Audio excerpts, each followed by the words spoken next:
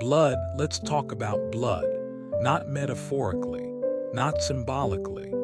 Actual blood spilled on forest floors, soaking into swamp water, staining the hands of men who believed they were fighting for survival. This is the story of Osceola, or Osceola, or Osceola, or Powell. The man had many names, but history remembers him as one thing: the Seminole leader who almost won. Almost. That word haunts his story. Almost defeated the Americans. Almost saved his people. Almost changed history. But almost isn't enough. Almost doesn't win wars. Almost doesn't save nations. And in the end, Osceola's almost became a tragedy, a cautionary tale, a reminder that courage and cunning aren't always enough. But before we get to the tragedy, let me tell you about the man, the warrior, the leader who terrified the United States Army for years, because Osceola wasn't born a warrior. He was made into one, by circumstances, by choices, by a world that gave him no other options. He was born around 1804, somewhere on the Tallapoosa River in Creek Country. His grandfather was Scottish, a trader named William Powell. His father was a half-breed. His mother was full-blood Creek. So what was he? White? Indian? Both. Neither. In those days such questions mattered. They determined where you belonged, who you could marry, whether you lived or died. Young Osceola chose to be Creek, then Red Stick, then Seminole. He chose the losing side every time, the side that fought, the side that resisted, the side that refused to bow. Why? We'll never know for sure. Maybe it was pride, maybe it was principle, maybe it was just stubbornness, or maybe he saw something the others didn't. Maybe he understood that surrender was just a slower form of death, that the Americans would never be satisfied, that giving up your land meant giving up your identity, your culture, your soul.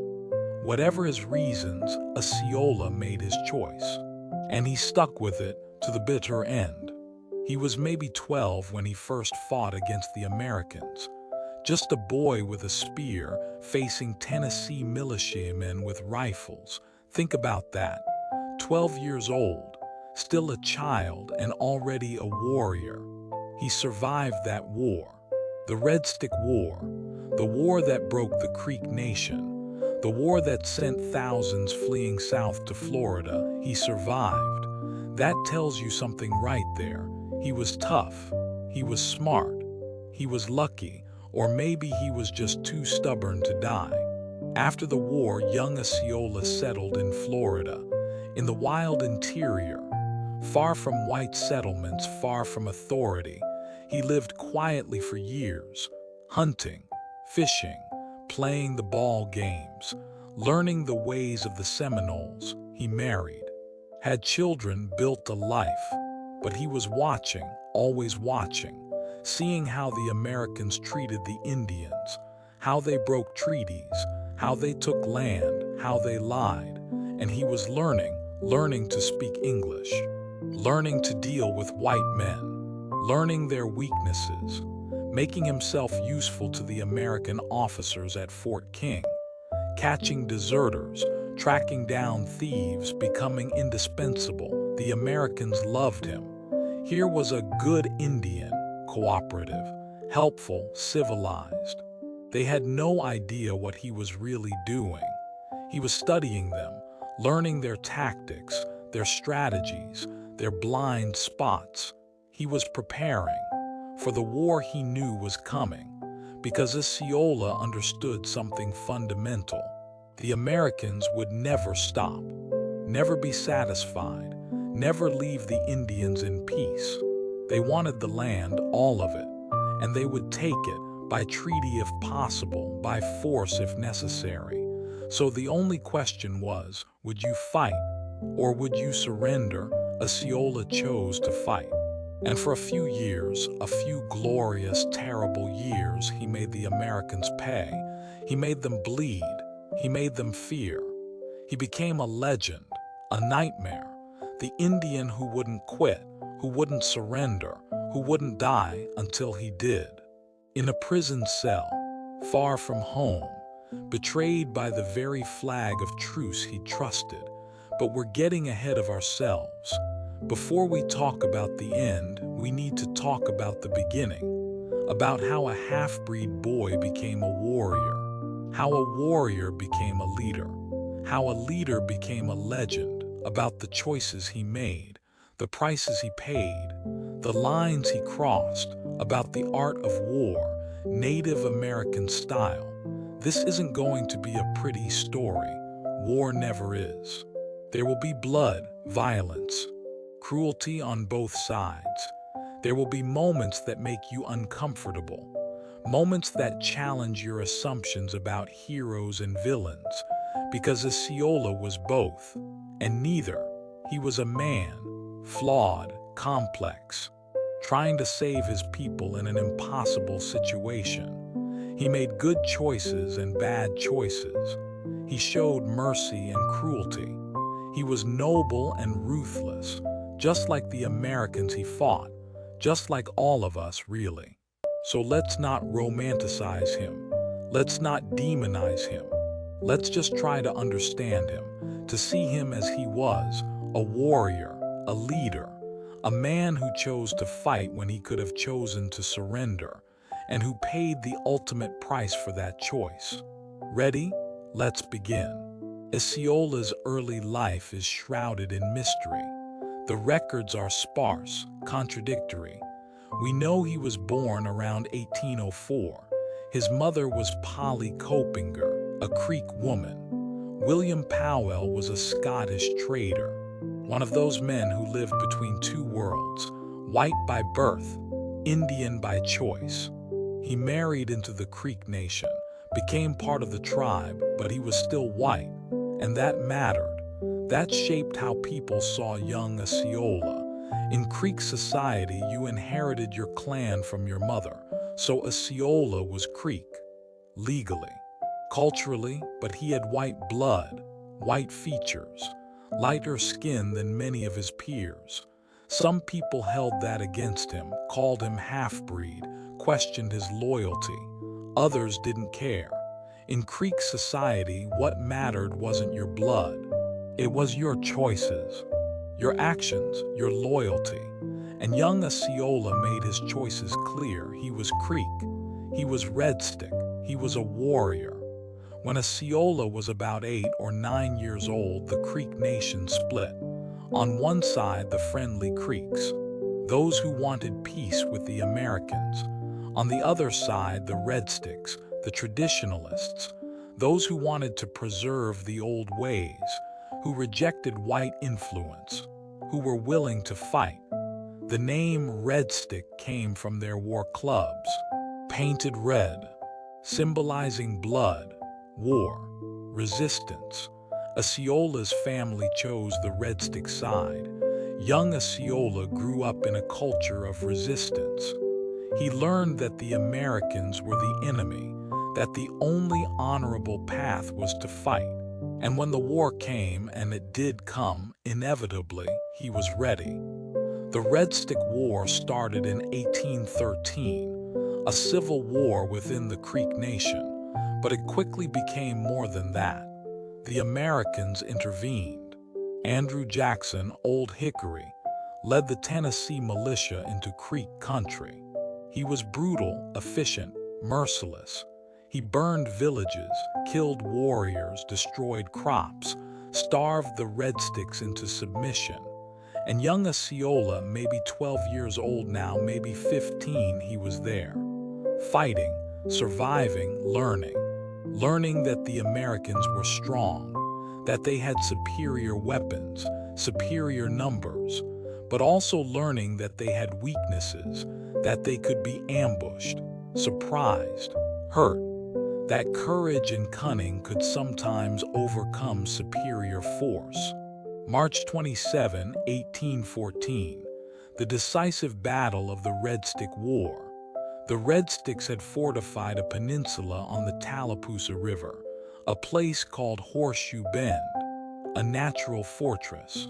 They built a log barricade across the neck of the peninsula. Strong, well-designed, defensible. They had about 1,000 warriors, plus women and children. They thought they were safe. Andrew Jackson attacked with 2,000 soldiers, plus 500 Cherokee and Friendly Creek allies. The battle lasted all day. The Red Sticks fought desperately, courageously, hopelessly. Jackson's forces overwhelmed them, broke through the barricade, slaughtered the defenders. Of 1,000 Red Stick warriors, about 800 died. The rest fled, scattered, broken. Was Osceola there? We don't know for sure, but probably.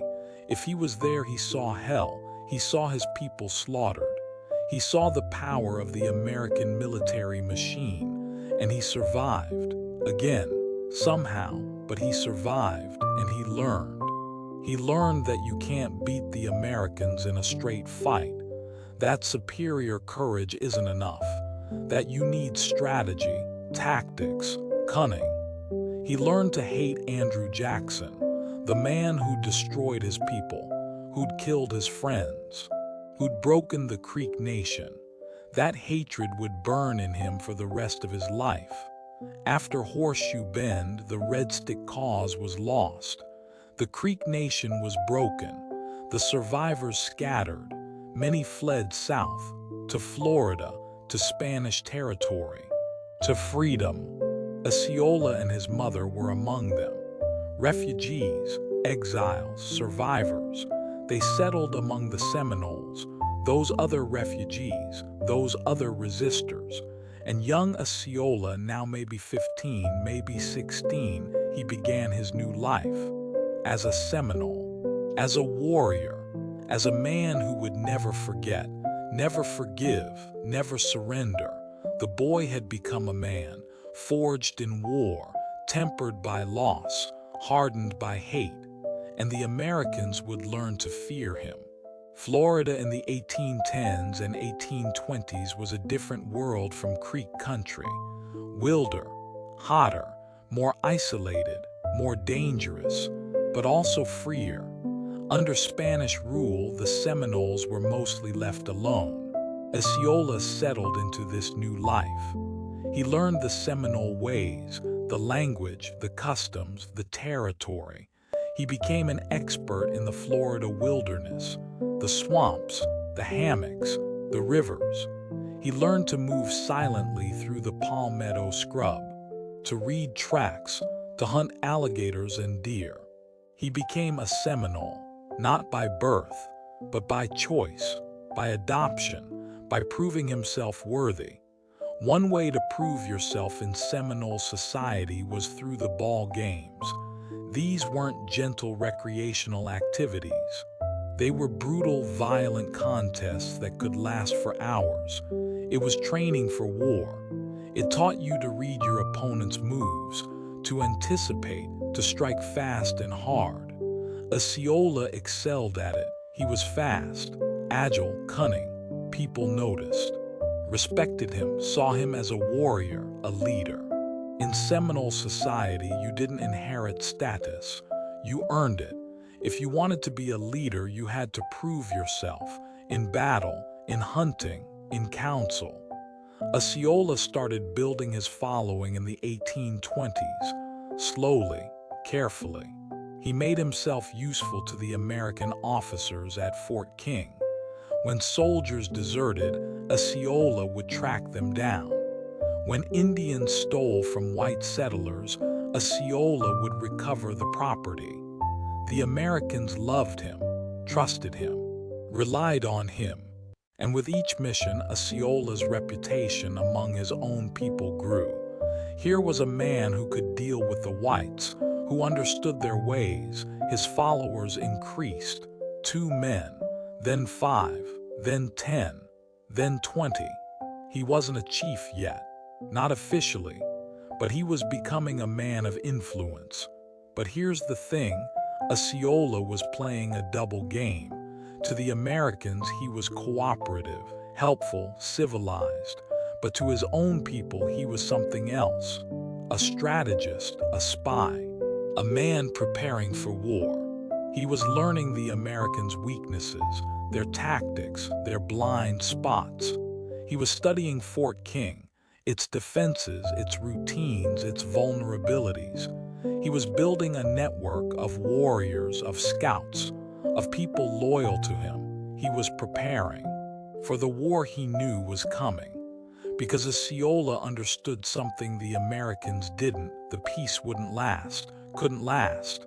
The Americans wanted the land, all of it, and they would take it, eventually. The only question was when, and whether the Seminoles would fight or surrender. Osceola had already made his choice. He would fight, but he was patient. He could wait. He could smile and cooperate and play the good Indian until the moment came, until the mask could come off, until the war began.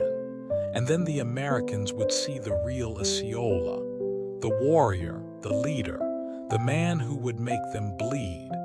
By the early 1830s, Osceola was in his late 20s, a mature man, a proven warrior, a rising leader. He had about 50 followers, men who'd fight for him, die for him.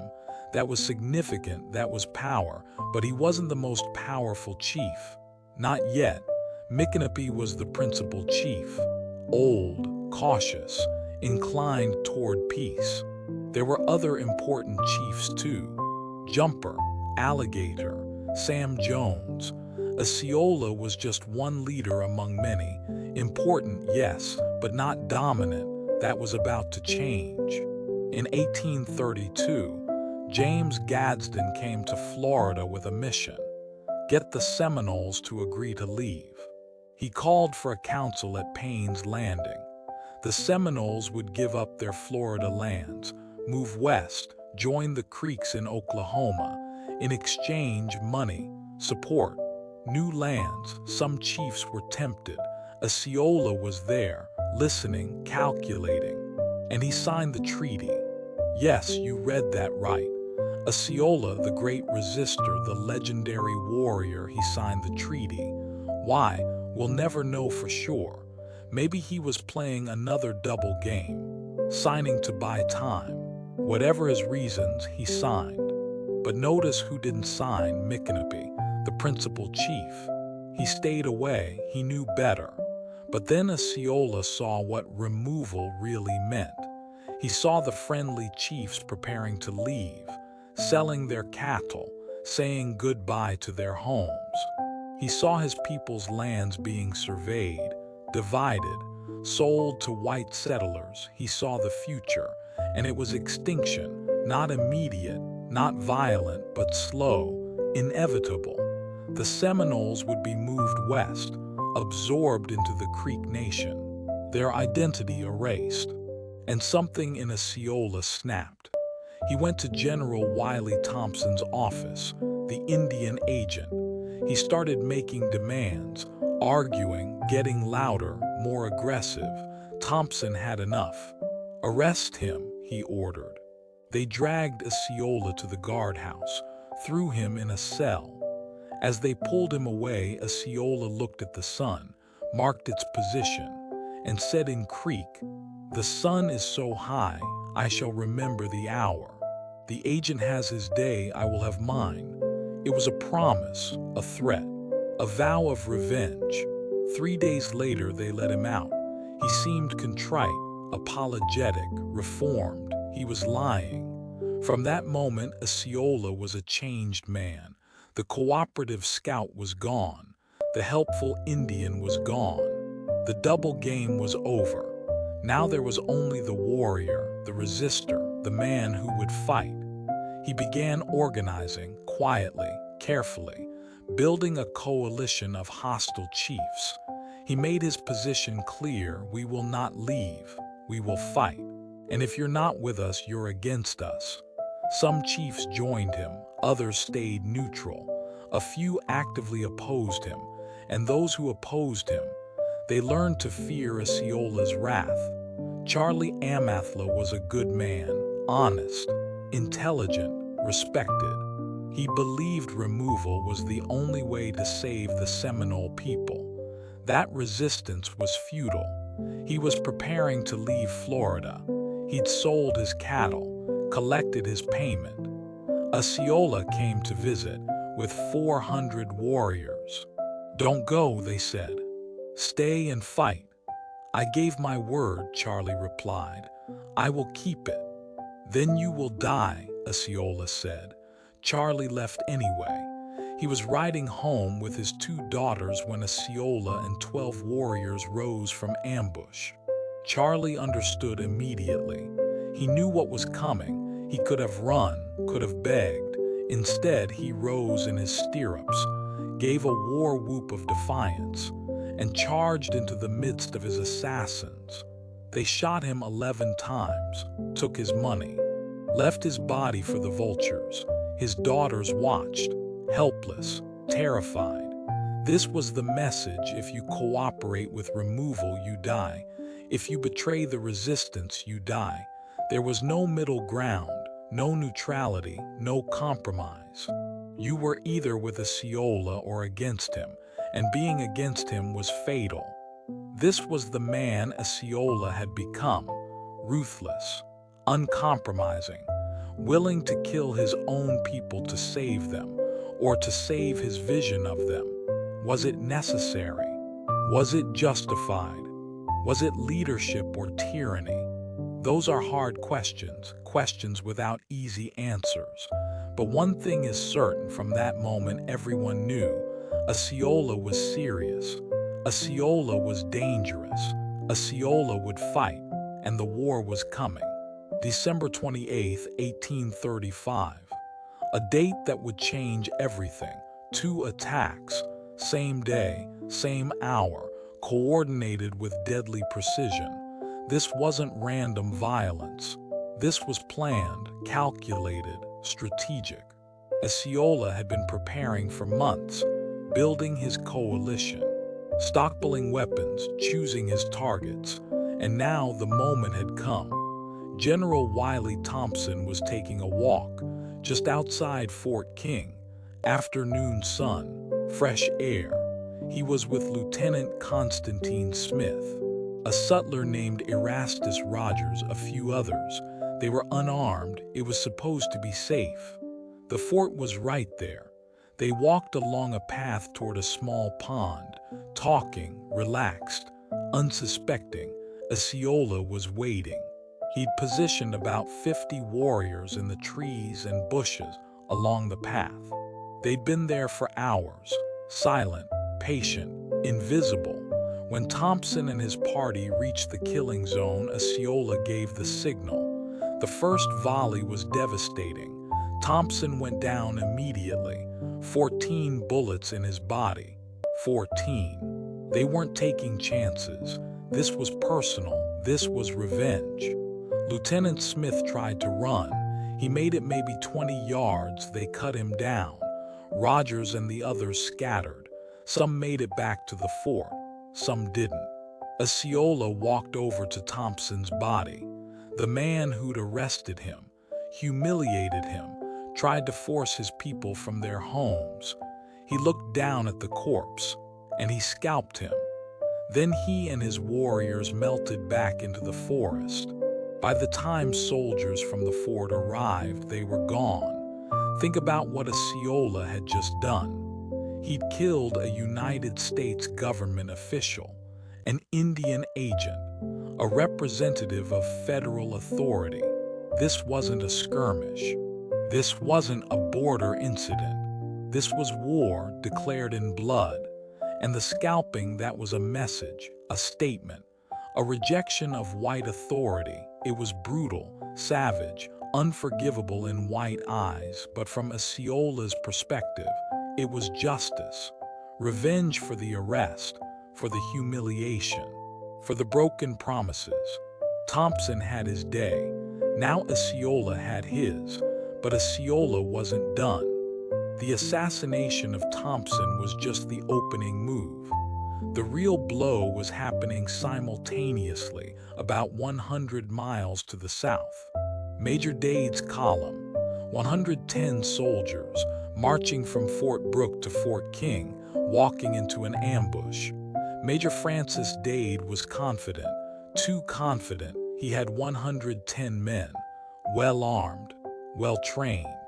The Seminoles had been quiet lately. There was no reason to expect trouble, so Dade's column marched in formation, 2 by 2, muskets on shoulders, like they were on parade. They had no idea they were being watched. For 5 days, 180 Seminole warriors had shadowed the column, led by Micanopy, Jumper, and Alligator. They moved through the palmetto scrub like ghosts. The soldiers never saw them, never suspected. The warriors waited, choosing their moment, choosing their ground. On the morning of December 28th, the column was crossing an open pine barren.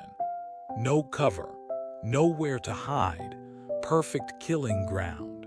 The Seminoles were positioned in a semicircle, hidden in tall grass and palmetto bushes. Each warrior had picked his target. Major Dade rode at the head of the column, probably thinking about Fort King, about a hot meal. He never heard the shot that killed him. The attack came without warning. No war whoops, no challenges, just sudden, devastating gunfire from 3 sides. Half the soldiers went down in the first 30 seconds, including Major Dade, a bullet through the heart, dead before he hit the ground. The survivors tried to form a defensive square, but they were in shock, confused, terrified. Captain George Gardner took command. He rallied the men, got them into some semblance of order. They started building a log breastwork. For hours they held out, returning fire when they could, dragging the wounded behind the logs, watching their friends die. The Seminoles didn't rush them. They didn't need to. They had all the advantages. They could shoot from cover. They could wait. Around noon, the warriors charged, overwhelming the exhausted, decimated defenders. It was over in minutes. Of 110 men who left Fort Brooke, only 4 survived. 4 privates who played dead among the corpses, then crawled away after dark. 106 soldiers dead. The worst defeat of American forces by Native Americans since St. Clair's disaster in 1791. And the Seminoles, they lost 3 warriors, 3. When news of the massacres reached Washington, the reaction was explosive. Outrage, fury, demands for revenge. President Andrew Jackson, Old Hickory himself, he was livid. He ordered General Winfield Scott to Florida with massive reinforcements, thousands of troops. Crush them, Jackson ordered. Drive them into the sea if you have to, but end this rebellion. The Second Seminole War had begun. It would last 7 years, cost $40 million, kill 1,500 American soldiers, and it would make Osceola a legend. Osceola understood something fundamental about warfare. You don't have to win every battle. You just have to make the enemy pay more than they're willing to pay. The Americans had superior numbers, superior weapons, superior resources, but they didn't have superior will. They didn't have superior motivation. They didn't have superior knowledge of the terrain. And Osceola intended to exploit every one of those weaknesses. This wasn't going to be a conventional war. No pitched battles, no sieges, no grand campaigns. This was going to be guerrilla warfare at its finest. Strike from ambush. Kill a few soldiers. Disappear into the swamps. Strike again somewhere else. Burn supply depots. Ambush patrols. Snipe at sentries. Make the Americans afraid. Afraid to leave the forts. Afraid to march through the forests. Afraid to sleep at night. The Seminoles knew every inch of Florida. Every swamp, every hammock, every secret path.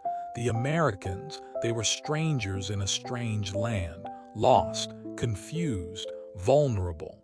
The Everglades became the Seminoles' fortress, that vast, trackless wilderness of sawgrass and cypress swamps, a place where white men got lost and died, where the heat and mosquitoes and disease were as deadly as any warrior.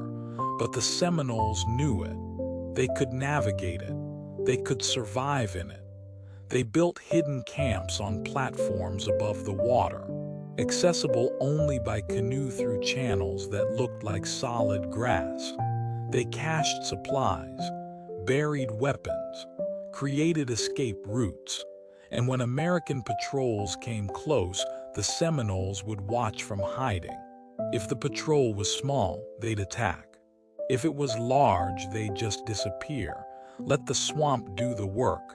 Let the heat kill them. Let the mosquitoes drain them. Let the disease finish them off. But Osceola's strategy wasn't just physical, it was psychological. He wanted the Americans to fear him, to see him as invincible, unstoppable, everywhere at once. So he cultivated his legend, made sure stories spread about his cunning, his courage, his ruthlessness. Some of it was true, some of it was exaggeration, some of it was pure myth. But it worked. American soldiers were terrified of Osceola. They saw him in every shadow, heard him in every rustling leaf. That fear was a weapon, as powerful as any rifle. But this strategy came with a price, for both sides. For the Americans, it was frustrating, demoralizing, expensive. They couldn't find the enemy, couldn't bring them to battle, couldn't win. General after general came to Florida, each one confident, each one certain he'd be the one to end this war. Each one failed. For the Seminoles, the cost was different, but just as high.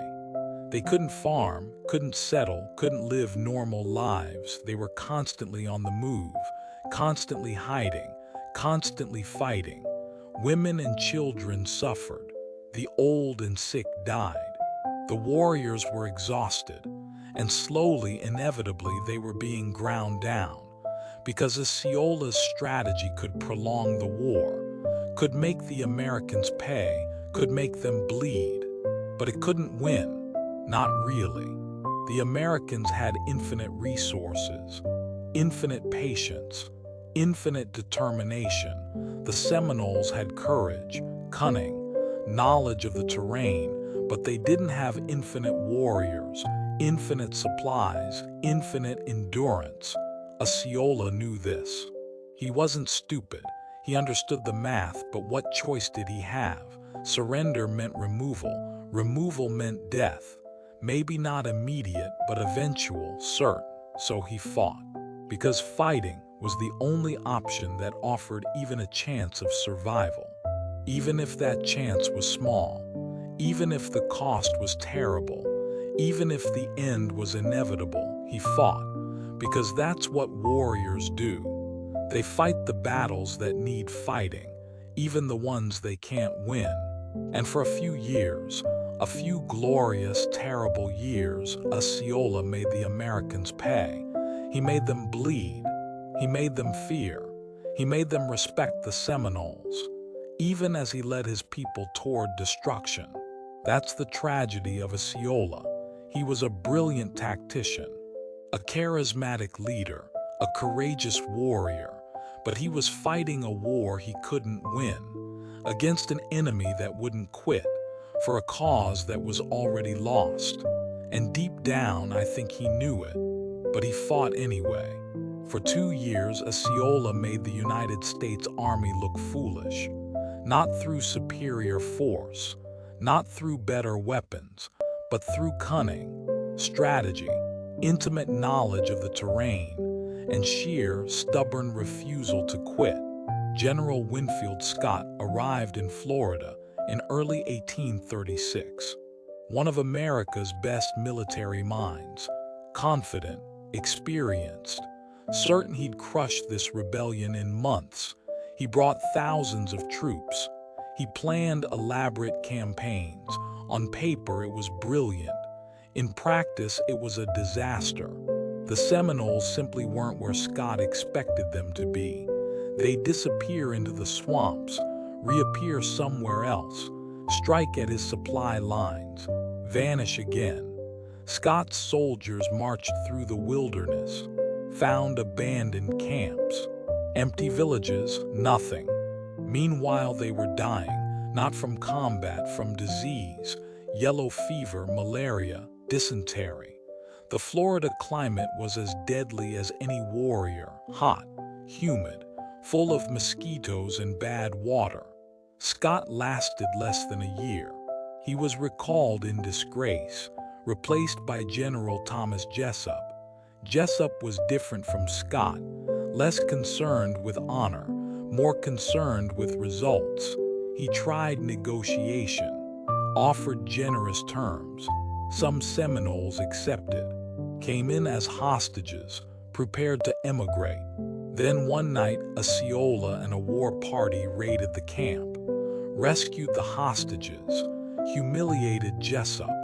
From that moment, Jessup abandoned any pretense of honor. He would do whatever it took to win. He used bloodhounds, dogs trained to track humans. The Seminoles hated and feared these dogs.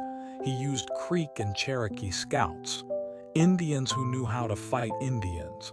He destroyed food sources, burned fields, killed cattle, made it harder for the Seminoles to survive. And he started capturing Seminole leaders under flags of truce, violating the rules of war, staining American honor. But it worked. Slowly, painfully, but it worked. Meanwhile, Osceola was perfecting his guerrilla tactics. He never fought unless he had the advantage, never engaged in pitched battles, never gave the Americans a target. He'd strike from ambush, kill a few soldiers, take their weapons and supplies, disappear before reinforcements arrived. He'd attack supply convoys, isolated patrols, small forts, anything vulnerable. He'd use the terrain brilliantly, lead American soldiers into swamps, into places where their numbers and firepower meant nothing. And he'd use psychological warfare, make the Americans afraid. American soldiers started refusing to leave the forts, started deserting, started breaking down mentally. The war was taking a toll on both sides, but let's not romanticize this. War is hell. For everyone, the Seminoles were suffering too, terribly. They were constantly on the move, hiding in swamps, eating whatever they could find, fish, roots, alligators. The children were growing up knowing nothing but war, nothing but fear, nothing but running. The women were doing impossible work, keeping families together, cooking over smokeless fires, tending the sick with no medicine. The old people were dying from exhaustion, from disease, from broken hearts. And the warriors, they were tired, so tired, fighting, running, hiding, fighting again. No rest, no peace, no end in sight. Osceola drove them hard, demanded everything, accepted no weakness.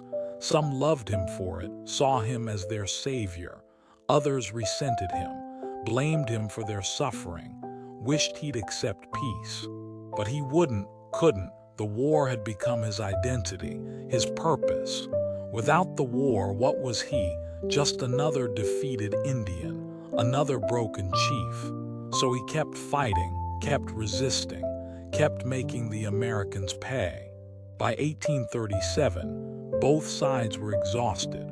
The Americans had spent millions, lost thousands of soldiers, gained almost nothing. The Seminoles had lost hundreds of warriors, thousands of people removed, their way of life destroyed. Something had to give. General Jessup made another offer, more generous than before. The Seminoles could stay in Florida in a small territory in the South, It wasn't much, a fraction of their original lands, but it was something. Some chiefs wanted to accept. They were tired. Their people were suffering. They wanted peace, but Osceola refused. He didn't trust Jessup, didn't trust the Americans, didn't trust any promise they made. He'd seen too many broken treaties, too many lies, too many betrayals, so he kept fighting. Even as his support eroded, even as more Seminoles accepted removal, even as the cause became hopeless. But here's the thing, even as Osceola was losing the war, he was winning the propaganda battle. Stories about him spread. Among the Seminoles, among the Americans, even in Europe. The noble savage, the freedom fighter, the man who wouldn't surrender, artists painted him, writers wrote about him. He became famous, a symbol of resistance. The Americans hated him, but they also respected him, admired him even. Here was a worthy opponent, a real warrior, not some primitive savage, but a brilliant tactician, a charismatic leader. If only he'd been on their side, they thought. If only he'd been white. But he wasn't. He was Seminole, and he was fighting for his people's survival. And that made him dangerous, unacceptable, someone who had to be stopped by any means necessary. October 1837, General Jessup had a problem. He couldn't defeat Osceola militarily. The warrior was too cunning, too elusive, so Jessup decided to cheat. He'd already captured Philip, an important Seminole leader. Philip's son, Cocoche Wildcat, came to negotiate his release. He brought other chiefs. He brought Osceola. They camped outside Fort Peyton, under a white flag, a flag of truce. They sent a message to Jessup, "Come talk to us." Jessup suspected a trap. He thought they wanted to capture American officers to trade for Philip. So he set his own trap. He sent General Hernandez to the meeting with a squadron of dragoons hidden nearby. The meeting started peacefully, questions and answers, evasive replies. Then, at a signal, the dragoons surrounded the camp. The Seminoles stood with rifles loaded, ready to fight, but they were surrounded. Outnumbered, they could fight and die or surrender and live. Osceola chose to live for now. He surrendered without firing a shot. The great warrior, the legendary resistor, captured under a flag of truce. It was a violation of the rules of war, a stain on American honor, a betrayal that would echo through history, but it worked. Osceola was captured. The resistance was broken, or so the Americans thought. The American press exploded. Treachery, they cried. Violation of the flag of truce. Dishonor. Even Americans who hated Osceola were appalled. This wasn't how civilized nations fought wars. General Jessup defended himself. They violated the rules first. But here's the thing. The Seminoles never recognized the rules of war. They fought by their own code. So could America claim the protection of rules that the Seminoles didn't acknowledge? It's a question that still echoes today. In every asymmetric conflict, in every war between a nation-state and a non-state actor, who gets to decide the rules? Who gets to enforce them? There are no easy answers, just hard choices and consequences. Osceola was sent to Fort Moultrie in Charleston, South Carolina, a prison far from Florida, far from his people. The war would continue for years, but without Osceola it was different, less focused, less effective. The Seminoles would eventually lose. Most would be removed, their resistance crushed. But they would never forget Osceola, the warrior who fought, who resisted, who refused to surrender, even when surrender was the only rational choice, Even when fighting was futile, he fought anyway, and that's why we remember him. Fort Moultrie, Charleston, South Carolina, November 1837. Osceola arrived in chains, a prisoner, a defeated warrior far from home, but he was also a celebrity, the famous Seminole chief, the noble savage, the man who defied America for years. Charleston society was fascinated. They came to see him, to stare, to marvel at the exotic Indian. And Osceola, he played the part, because what else could he do? The commandant of Fort Moultrie treated Osceola well, better than most prisoners. He had a comfortable cell, good food, medical care. Visitors, artists came to paint his portrait, George Catlin, Robert John Curtis, others. They captured him in his finest clothes, his turban, his silver gorget, his dignified bearing. Looking at those portraits, you'd never know he was a prisoner. He looks like royalty, like a king. He gave interviews, told stories, charmed his visitors. The ladies of Charleston society swooned over him. The noble savage, so handsome, so dignified, so tragic, they brought him gifts, flowers, food, trinkets.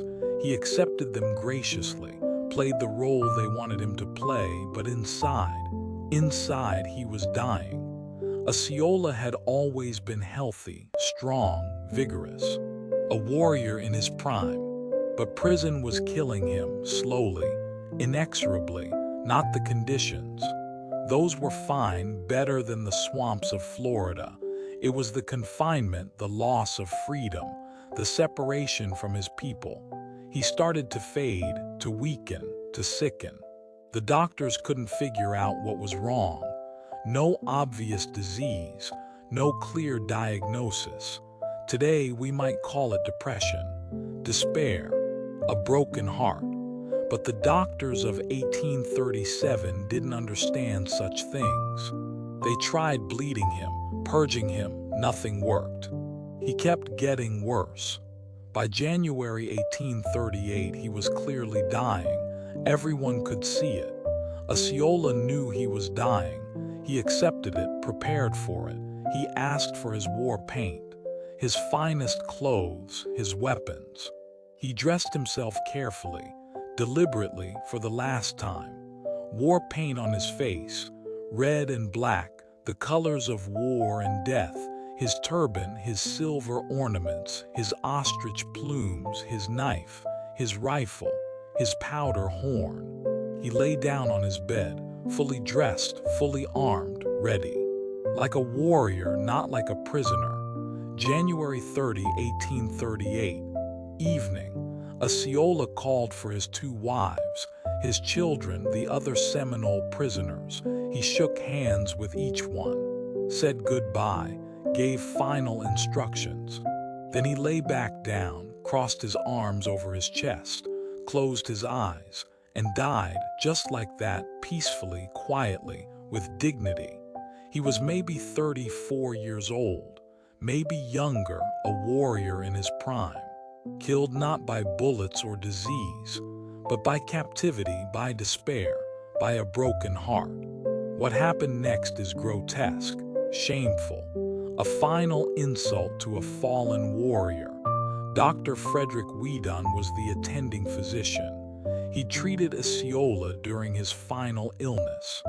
After Osceola died, Weedon did something unthinkable. He cut off Osceola's head. Yes, you read that right. He decapitated the corpse, took the head as a souvenir. He claimed it was for scientific study, for medical research. But really, it was trophy-taking, grave robbery, desecration. Weedon kept the head for years, displayed it in his home, showed it to visitors. When his children misbehaved, he'd hang the head on their bedpost. As punishment, as a warning. Can you imagine? A child's bedroom, a severed head, the head of a great warrior, used as a disciplinary tool. It's obscene, horrifying. a perfect symbol of how America treated its Native American enemies. Even in death, they couldn't rest, couldn't have dignity, couldn't be left in peace. Osceola's body, minus the head, was buried at Fort Moultrie.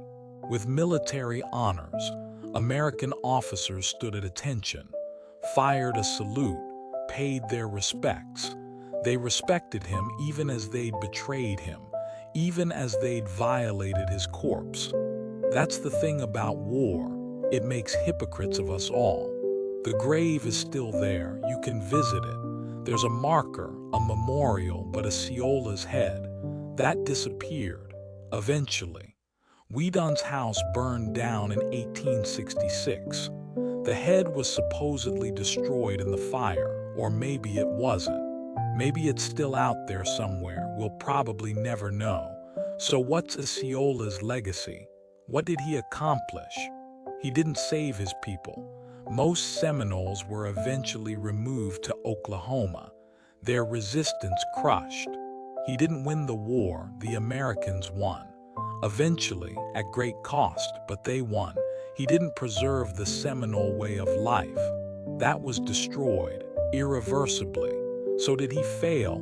Was his resistance futile? Was his sacrifice meaningless? I don't think so. Osceola showed that Native Americans could fight back, could resist, could make the Americans pay. He proved that they weren't just passive victims, weren't just obstacles to be removed. They were people, with agency, with dignity, with the right to fight for their homes.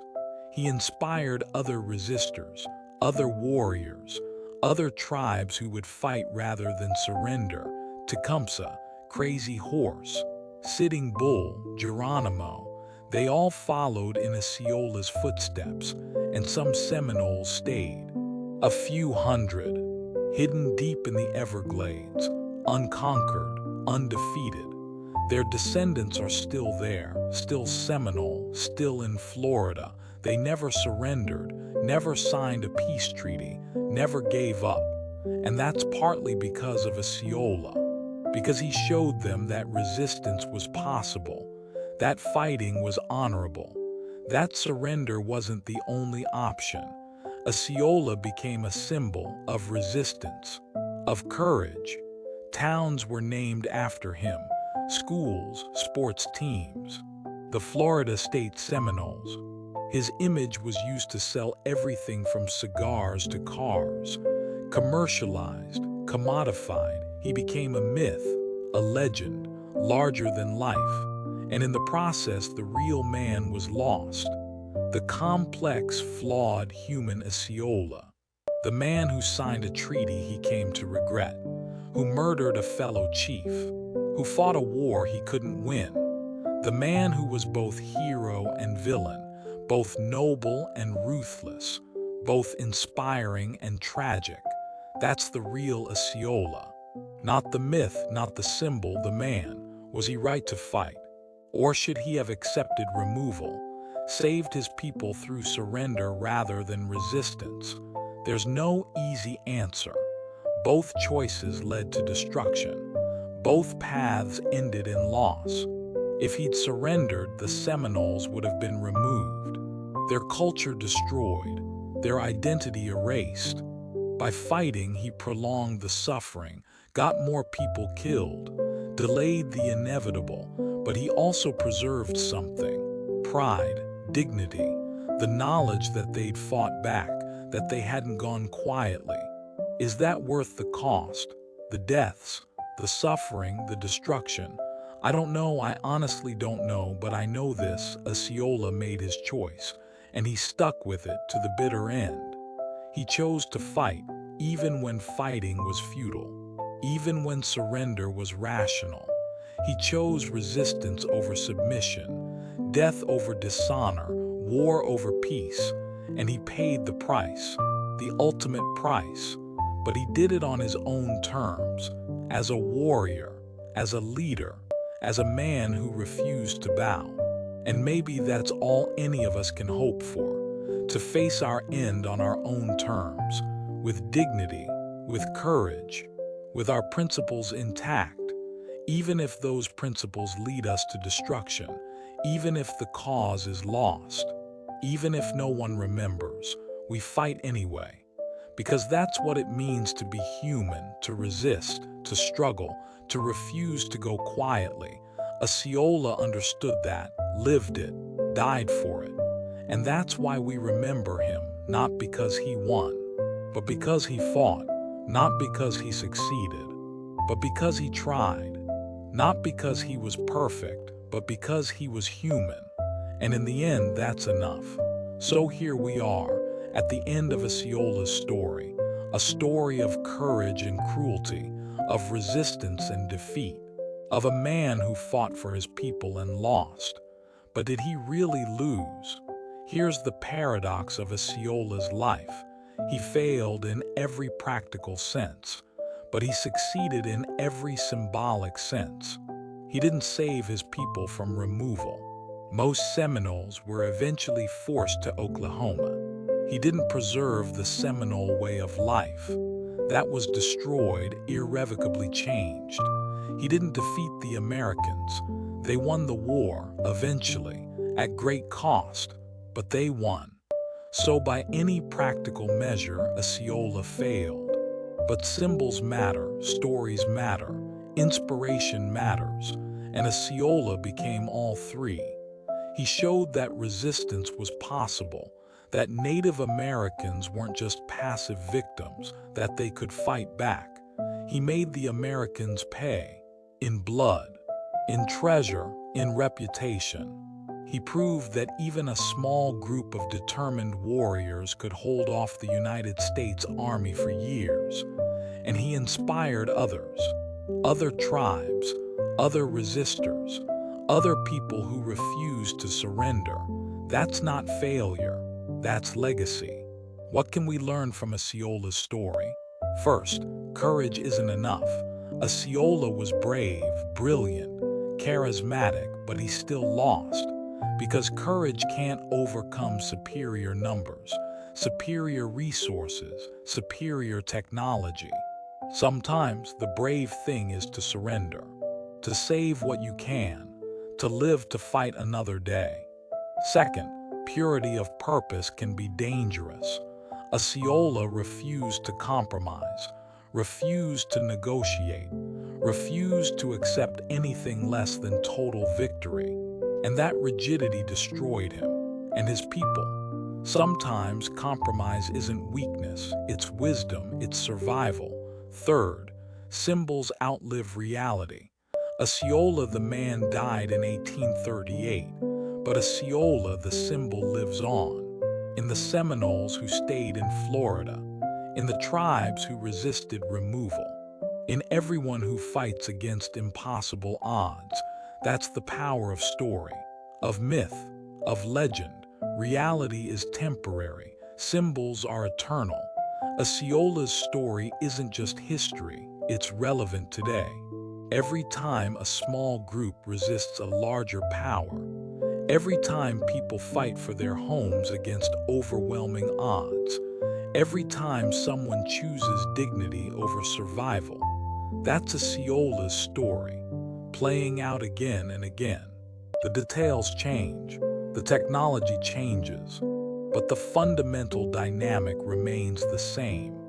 And the question remains the same: is it better to fight and lose, or to surrender and survive? There's no universal answer. It depends on the situation, the stakes, the alternatives. But Osceola's story reminds us, sometimes fighting is the only honorable choice, even when you know you'll lose, because some things are worth fighting for, even if you can't win. Was Osceola a hero, or a villain, or both, or neither? He was a man, flawed, complex. Human, he made good choices and bad choices. He showed mercy and cruelty. He was noble and ruthless, just like all of us, just like the Americans he fought, just like everyone caught in the machinery of war and conquest.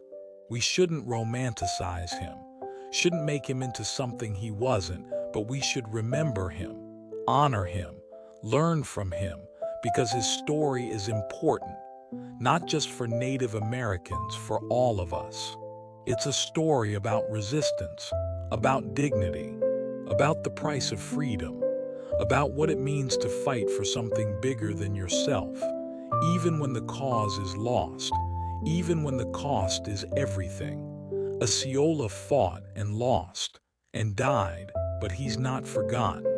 And maybe that's the real victory, not winning the war, but being remembered, not saving your people, but inspiring them, not defeating your enemies, but earning their respect. Osceola did all of that, and more. He was the warrior who wouldn't quit, the leader who wouldn't surrender, the man who chose death over dishonor. And that's why, almost 200 years later, we're still talking about him, still learning from him, still inspired by him, still asking ourselves, would I have the courage to do what he did? To fight when fighting is futile, to resist when resistance is hopeless, to choose principle over survival. Most of us will never face that choice. We'll never be tested like Osceola was tested. But his story reminds us, courage is real. Resistance is possible. Dignity matters, even in defeat, even in death, even when no one's watching. Osceola knew that, lived it, died for it, and that's his legacy. Not victory, not success, but courage, dignity, resistance. The warrior's path, the hardest path. The path that leads to death more often than triumph. But the path that makes us human, that gives life meaning. That turns existence into something worth fighting for. Osceola walked that path to the bitter end, and we remember him for it.